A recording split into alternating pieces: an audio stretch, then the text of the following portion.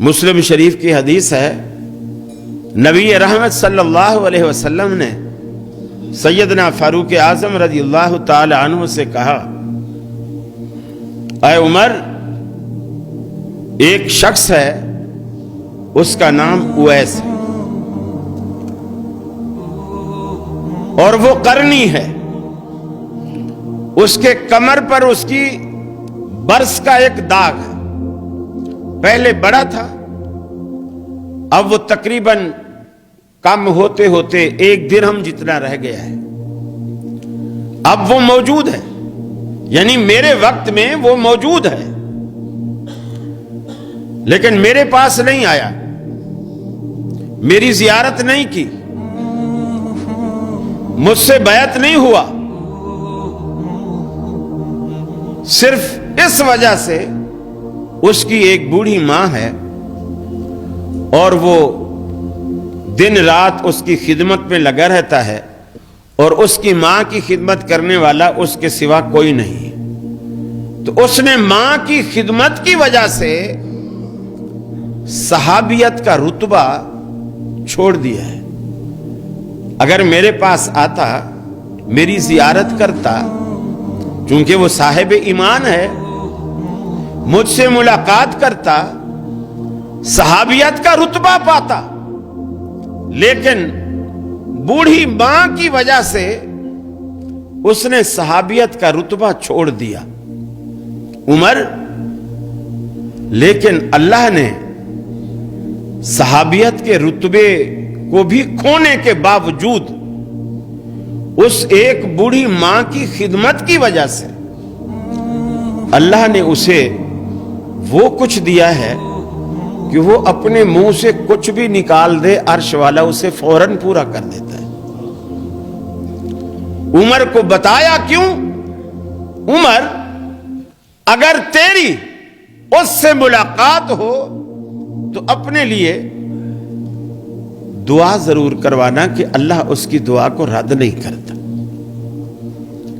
حضرت عمر ڈھونڈتے رہے، رسول اللہ صلی اللہ علیہ وسلم دنیا سے چلے گئے، صدیق اکبر کی خلافت آئی، وہ بھی چلے گئے، حضرت عمر کی خلافت آئی۔ حضرت عمر کے دور میں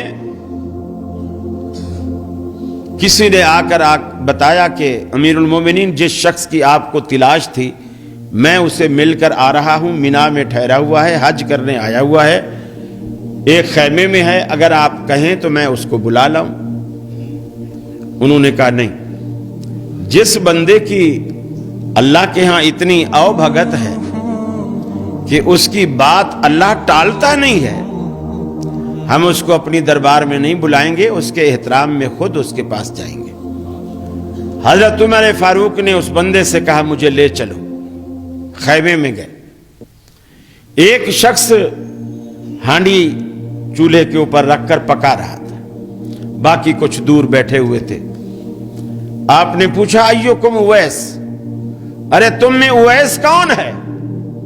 وہ جو ہانڈی پکا رہا تھا اس نے کہا، میرا نام اویس ہے۔ فرمائیے۔ سیدنا فاروق اعظم نے اپنا تعارف کروایا اور کہا کہ میرے لیے دعا کرو۔ انہوں نے کہا، میں آپ کے لیے دعا کروں؟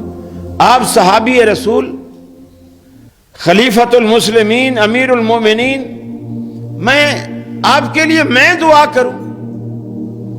فرمانے لگے، یہ میں نہیں کہہ رہا، میری خواہش نہیں تھی، مجھے تو پتہ بھی نہیں تھا، یہ رسول اللہ صلی اللہ علیہ وسلم نے کہا، اے عمر، اگر تجھے وہ شخص ملے تو اس سے اپنے لیے دعا ضرور کروانا، اس لیے کہ اللہ اس شخص کی دعا کو رد نہیں کرتا۔ وہ اس نے عرض کی کہ پھر فرمائیے، میں کیا دعا کروں، کیا دعا کروں آپ کے لیے؟ اسلام آباد والو، اگر ہم ہوتے نا، ہم کہتے کہ اس دفعہ میں نے 40,000 والے کئی بانڈ خریدے ہیں، تو بس یہ دعا کر دو کہ پہلا، دوسرا، تیسرا سارے انعام میرے ہی نکلے ہیں۔ لیکن آپ جانتے ہیں سیدنا فاروق اعظم نے کیا دعا کی؟ فرمایا کہ میرے لیے یہ دعا کرو کہ اللہ عمر کے گناہوں کو معاف کر دے۔ حالانکہ جس کے دامن میں کوئی جھول نہیں، کوئی داغ نہیں، یہ محض اللہ کے ڈر کی وجہ سے